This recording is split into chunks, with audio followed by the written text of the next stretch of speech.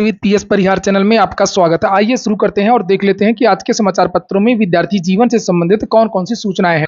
तो वीडियो को जल्दी से लाइक कर दें, शेयर कर दें और जिन छात्रों ने चैनल को अभी भी सब्सक्राइब न किया हो तो जल्दी से सब्सक्राइब कर लें ताकि आप लोगों को इसी प्रकार की ऑथेंटिक अपडेट से सबसे पहले मिलती रहे। 14 सितंबर से शुरू हो सकती है बीएड की काउंसलिंग। बुंदेलखंड विश्वविद्यालय अब 14 सितंबर से बीएड की काउंसलिंग शुरू कर सकता है। इसके लिए शुक्रवार को बीयू में तकनीकी टीम के साथ बैठक होगी। इसमें काउंसलिंग शुरू करने को लेकर के चर्चा होगी। बुंदेलखंड विश्वविद्यालय ने बीएड की संयुक्त प्रवेश परीक्षा का परिणाम 30 जून को जारी किया था। शासन ने विश्वविद्यालय को 10 जुलाई से बीएड कॉलेजों में प्रवेश के लिए काउंसलिंग शुरू करने के निर्देश दिए थे, मगर 3 विश्वविद्यालयों द्वारा स्नातक अंतिम वर्ष का परीक्षा परिणाम जारी न कर पाने से काउंसलिंग फंस गई। बाद में 2 विश्वविद्यालयों ने तो रिजल्ट जारी कर दिया, मगर आगरा के भीमराव अंबेडकर विश्वविद्यालय ने अब तक बीए और बीएससी कोर्स का परीक्षा परिणाम घोषित नहीं किया। अच्छी बात है, ताकि इस बीच में जो है ऑर्डर आ गया सुप्रीम कोर्ट का और विद्यार्थियों को बीएड की हकीकत का पता चल गया। नहीं तो विद्यार्थी बीएड में एडमिशन ले लेते और बाद में सुप्रीम कोर्ट का ऑर्डर आता और फिर समस्या होती।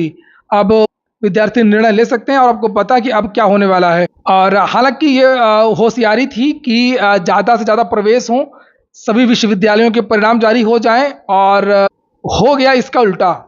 जहां पर काउंसलिंग को डिले किया गया, लेट किया गया ताकि ज़्यादा से ज़्यादा एडमिशन हो सकें, वहीं पर अब बीएड की ज़्यादातर जो सीटें हैं वो रिक्त रहने का अनुमान है, क्योंकि बीएड अब प्राथमिक शिक्षक भर्ती में तो रहा नहीं और अब ऐसा लगता नहीं है कि जल्दी कोई बीएड में एडमिशन लेगा। वही छात्र लेंगे जो टीजीटी, पीजीटी या अन्य भर्तियों की तैयारी कर रहे हो।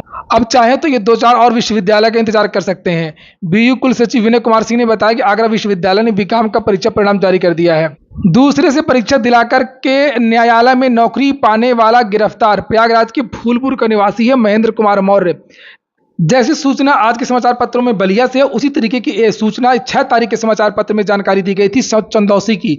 यहां पर भी हाईकोर्ट की भर्तियों में मैंने आप लोगों को बताया था कि जांच चल रही है। ग्रुप डी की जो भर्ती 2023 में हुई थी, 22-23 वाली, उसमें बहुत सारे जो छात्र हैं अब उनकी जांच हो रही है। बहुत सारे छात्र पकड़े जा रहे हैं, उनकी गिरफ्तारियां हो रही हैं और इसी तरीके का मामला ये है।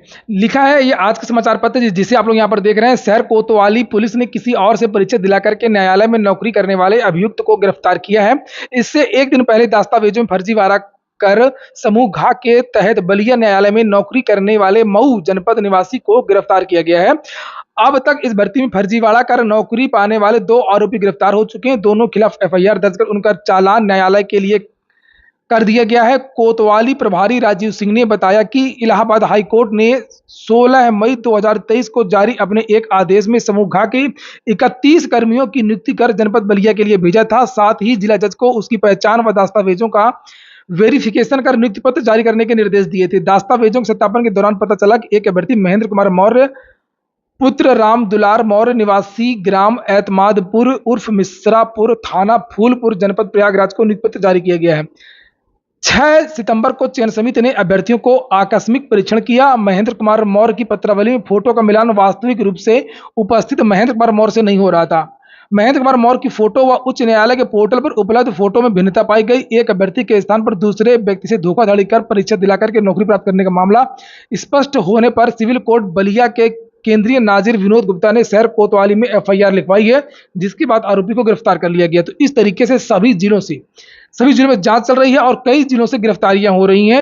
अगली जो सूचना है वो स्टेट बैंक से निकली एक वैकेंसी की है। 2000 पदों पर यह वैकेंसी निकली है, बैंक पीओ की है।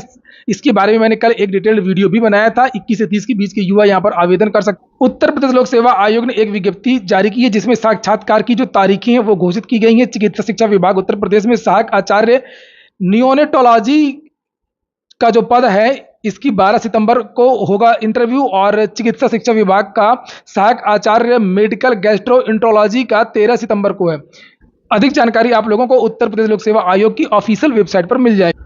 अगली सूचना है असिस्टेंट प्रोफेसर के 356 पदों पर होगी भर्ती। 2 भर्तियां, दोनों के बारे में जानकारी दूंगा। एक तो यह है कि राजकीय महाविद्यालयों में असिस्टेंट प्रोफेसर के 356 पदों पर भर्ती होगी और इन पदों पर भर्ती के लिए उच्च शिक्षा निदेशालय से उत्तर प्रदेश लोक सेवा आयोग अधियाचन भेजा जा चुका है। आने वाले दिनों में इन पदों पर भर्ती के लिए आयोग से ये देखिए 356 पदों का अधियाचन आयोग को भेज दिया गया है। 745 पद खाली हैं।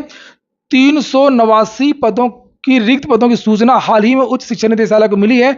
इसका अध्याचन अभी आयोग को नहीं भेजा गया है। इन रिक्त पदों का अध्याचन भी आने वाले दिनों में भेज दिया जाएगा, तो पदों की संख्या बढ़ सकती है। प्रदेश भर में कुल 171 राजकीय महाविद्यालय हैं। जो राजकीय महाविद्यालयों की भर्ती होती है असिस्टेंट प्रोफेसर की, वो लोक सेवा आयोग से होती है, और जो एडेड महाविद्यालय होते हैं उनकी जो भर्ती है अब नए शिक्षा सेवा चयन आयोग से होगी। पहले उच्चतर शिक्षा सेवा चयन आयोग से होती थी। अभी विज्ञापन संख्या 51 के तहत जो भर्ती होनी है वो नए आयोग से ही अब आगे होगी। विद्यार्थी इसके चयन प्रक्रिया में बदलाव की मांग भी कर रहे हैं और नए विज्ञापन की भी मांग कर रहे हैं। अगली जो सूचना है वो एसएससी की है। यहाँ पर देखिए बगल में अगले महीने होगी सीजीएल की टियर 2 परीक्षा। कर्मचारी चयन आयोग की ओर से आयोजित कंबाइंड ग्रेजुएट लेवल 2023 की टियर 2 परीक्षा अक्टूबर में कराई जाएगी। एसएससी ने परीक्षा तिथि की घोषणा कर दी है और इसके टियर 1 परीक्षा का परिणाम इसी महीने जारी कर दिया जाएगा। टियर 2 के साथ ही परीक्षा का समापन हो जाएगा और फिर अंतिम परिणाम जारी होगा। अगर बात असिस्टेंट प्रोफेसर की हो रही है जो लोक सेवा आयोग से होनी है, तो मैं आपको बता दूं कि लखनऊ विश्वविद्यालय में भी भर्ती हो रही है असिस्टेंट प्रोफेसर की। यहाँ पर देख सकते हैं आप लोग 145 पदों पर लखनऊ विश्वविद्यालय में शिक्षकों की कमी जल्द दूर होगी। इसके बारे में मैंने कल भी आपको जानकारी दी थी और यहाँ के विभिन्न विभागों में खाली 145 पदों पर भर्ती का विज्ञापन बुधवार को जारी कर दिया गया है। तो विद्यार्थी यहाँ भी ट्राई कर सकते हैं जो विद्यार्थी असिस्टेंट प्रोफेसर भर्ती की तैयारी कर रहे हैं, चूंकि ये भर्ती बहुत जल्द कंप्लीट होगी। इसके बारे में भी यहाँ पर बयान छपा हुआ है कुलपति का जो लखनऊ विश्वविद्यालय के हैं। खाली पदों पर भर्ती के लिए विज्ञापन जारी कर दिया गया है। 30 सितंबर तक आवेदन के बाद चयन प्रक्रिया की कार्रवाई शुरू कर दी जाएगी और प्रयास है कि वर्ष के अंत तक सभी पदों पर चयन की प्रक्रिया पूरी कर ली जाए। बात करें यूपी SSSC की, तो आप लोग परेशान बिल्कुल ना हो। दो विद्यार्थी से परेशान हो रहे हैं। एक तो लेखपाल डीवी वाले विद्यार्थी, चूंकि अभी तक डीवी का पूरा शेड्यूल जारी नहीं हुआ है, बस इतना बताया गया कि 19 तारीख से इन विद्यार्थियों का डॉक्यूमेंट वेरिफिकेशन होगा। तो हो सकता है कि अगर आज नहीं जारी हो पाया तो फिर सोमवार को इन विद्यार्थियों का जो पूरा विस्तृत शेड्यूल है वो जारी कर दिया जाएगा। और लेखपाल भर्ती में कोई विवाद नहीं है, कुछ भी नहीं है। जो मामला कोर्ट का वो चलता रहेगा, उससे परेशान होने की आवश्यकता नहीं है। कोर्ट के अधीन ही आपका जो डीवी है वो आपकी होगी। मुख्य सेविका की जो छात्राएं हैं वो भी कोई टेंशन ना करें, उनकी भी परीक्षा नियत समय पर होने जा रही है। एक सूचना और मिली है कि असिस्टेंट अकाउंटेंट की जो भर्ती है जिसका अध्याचन उत्तर प्रदेश अधीनस्थ सेवा चयन आयोग में आया था, हो सकता है कि वो इसी पीईटी 2022 से आ जाए। अभी पीईटी 2022 के द्वारा ही कम से कम 3 से 4 भर्तियों के विज्ञापन जारी होंगे। तबादला पाए बेसिक शिक्षकों का स्कूल आवंटन 13 तारीख से होगा। लिखा बेसिक शिक्षा विभाग के विद्यालयों में दूसरे जिले में तबादला पाए शिक्षकों का इंतजार खत्म हुआ। विभाग 13 सितंबर से उनके स्कूल आवंटन की प्रक्रिया शुरू कर देगा और 19 सितंबर तक इसे पूरा कर लेगा। यूपी बोर्ड के बारे में भी कुछ सूचना है, जैसे 10 नहीं अब 12 किलोमीटर दूर बनाए जाएंगे परीक्षा केंद्र। यूपी बोर्ड की हाई स्कूल और इंटरमीडिएट परीक्षा के लिए परीक्षा केंद्रों की दूरी के नियम अब बदल दिया गया है। 2024 की बोर्ड परीक्षा में बालक परीक्षार्थियों के लिए 12 किलोमीटर तक स्कूल केंद्र बनेंगे और पिछले साल 5 से 10 किलोमीटर दूर के स्कूलों को केंद्र बनाने का नियम था। विद्यार्थियों को दूर जाना होगा परीक्षा देने के लिए। अगले 3 दिन कई राज्यों में भारी बारिश के आसार हैं। ये सूचना है सीटेट आंसर की।